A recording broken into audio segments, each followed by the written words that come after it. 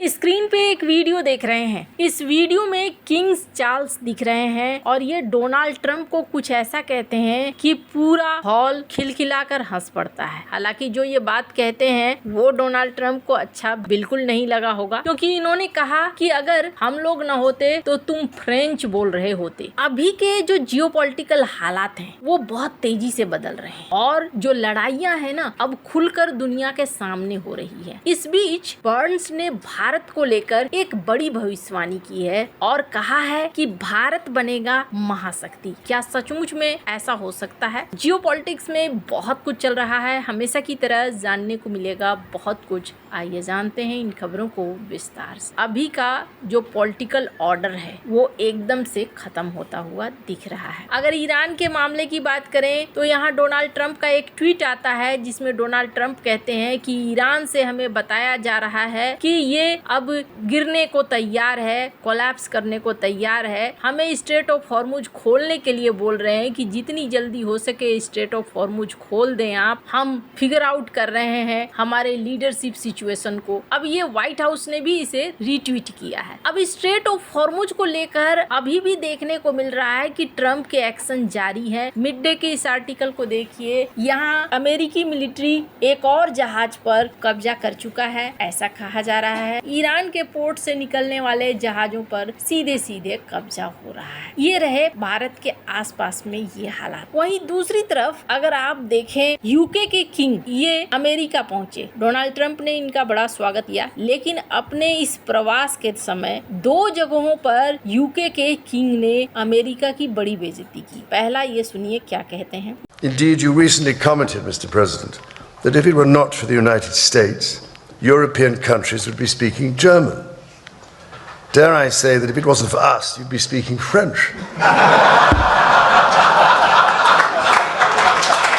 ये कहते हैं डोनाल्ड ट्रंप, मैंने सुना कि तुमने कहा था कि अगर अमेरिका यूरोप की मदद न करता तो यूरोप के ज्यादातर देश जर्मन भाषा बोल रहे होते। मतलब ट्रंप ने कहा था कि अगर अमेरिका ने मदद नहीं किया होता तो जर्मनी कब्जा कर लेता यूरोप के कई देशों में, तो जर्मनी भाषा बोलनी हो। लेकिन अगर हम न होते तो तुम फ्रेंच बोल रहे होते। हालांकि ये पुराने इतिहास को याद दिला रहे हैं कि हमने तुम्हारी मदद की थी, जिसकी वजह से अमेरिका में फ्रांसीसी कब्जा नहीं हो पाया, वरना फ्रांसीसी कब्जा हो जाता। अब ये लड़ाई का क्षण ही है। कभी यूके और यूएस बहुत नजदीक के पार्टनर हुआ करते थे, वो अब खुले आम लड़ रहे हैं, अपनी अपनी बात रख रहे हैं। एक और चीज देखने को मिली, पूरे संसद में इन्होंने क्या कहा चार्ल्स ने, थोड़ा सा सुनिए इसे।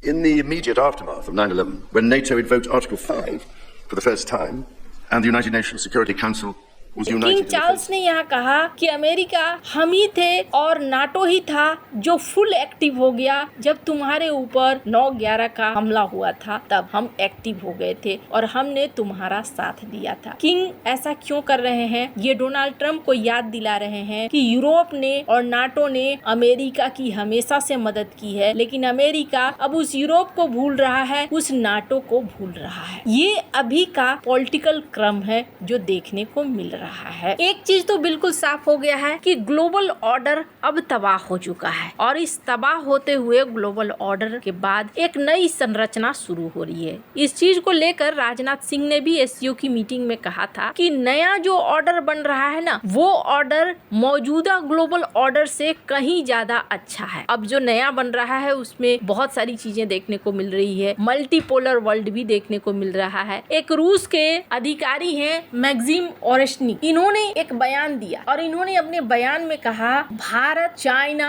अमेरिका, रूस, अब ये वो चार हैं जो ग्लोबल पोल बन रहे हैं पॉलिटिकल और इकोनॉमी के मामले में। और मैं इसमें यूरोप को इंक्लूड नहीं करूंगा क्योंकि यूरोप की डिपेंडेंसी है अमेरिका के ऊपर। हालांकि अमेरिका के ऊपर यूरोप ने काफी हद तक डिपेंडेंसी बना रखी है, एक झटके में वो डिपेंडेंसी हटेगी तो नहीं, लेकिन इन्होंने एक चीज इंकित कर दिया कि चार पोल बनते हुए नजर आ रहे हैं। उसके बाद है ये बर्न्स, इनके इस वीडियो को जरा सुनिए, ये क्या कहते हैं ये भारत के लिए बहुत ज़्यादा खास है, क्योंकि ये है अमेरिकी एक्सपर्ट रॉबर्ट निकोलस बर्न्स। चीन में अमेरिका के राजदूत रह चुके हैं निकोलस बर्न्स। इन्होंने कहा कि दुनिया में बड़ी ताकत बनने और छाने के लिए जो चीजें जरूरी होती है, फिलहाल भारत के पास वो सब मौजूद है। अगले 4 दशक में भारत महाशक्ति बन सकता है, यानी 40 साल। निकोलस बर्न्स ने इस इंटरव्यू में कहा कि आने वाली बड़ी शक्तियां अलग हैं और उसमें बहुत सारे फैक्टर होंगे। भारत के पास वो सारा फैक्टर है जिस वजह से भारत यहाँ मौजूदा शक्ति में आगे बढ़ सकता है। दुनिया के कई एक्सपर्ट कह रहे हैं कि भारत आने वाले समय में बड़ी ताकत बन सकता है, लेकिन निकोलस बर्न्स का ये कहना ज्यादा महत्वपूर्ण है। निकोलस अंतर्राष्ट्रीय संबंधों के जाने माने विद्वान है। साल 2022 से 2025 तक चीन में अमेरिका के राजदूत रहे निकोलस फिलहाल हार्वर्ड विश्वविद्यालय के John of Kennedy school of government में कूटनीति और अंतर्राष्ट्रीय संबंधों के प्रोफेसर हैं। अमेरिका के कई पूर्व राजनयिक और एक्सपर्ट लगातार ये मान रहे हैं कि भारत आने वाले समय में एक बड़ी ताकत के रूप में उभर सकता है। अमेरिकी एक्सपर्ट ने राष्ट्रपति डोनाल्ड ट्रंप के भारत को लेकर जो रवैया है उसको लेकर भी कहा था कि अमेरिका को अपना भविष्य देखते हुए भारत के साथ अच्छे संबंध